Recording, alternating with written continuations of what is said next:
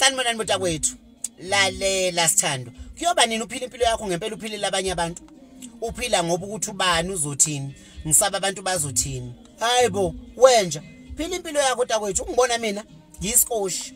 Ukube ngiphika nabantu ngabe isho into engingayidwebi ngoba ngisaba ukuthi mangivumela phandle kuzothiwani. Hawu lapha ngazi nokuthi liduma phi mntakwethu. Usaba nokugqoka iskini jeans sakho nelegging ngoba phela hayi uzothini uSibongile Nkosi yami cellulite. Uzokwenzelani uSibongile? Usibongile uphila impilo yakhe nawe phile yakho. Lalela ngintshela.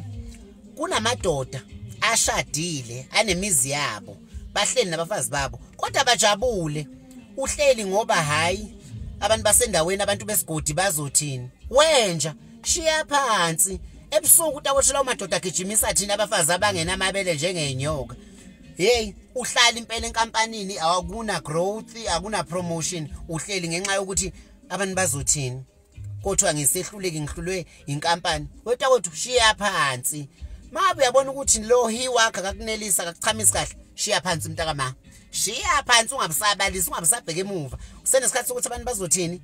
Uhlale nomngane unga add value empilweni yakho. Uze lapho nje ukuzokudlikiza. Hayi takwethu. Mawuflathela uyakleba shiya phansi. Shiya phansi mntakama. Khohlwa abantu abazothini.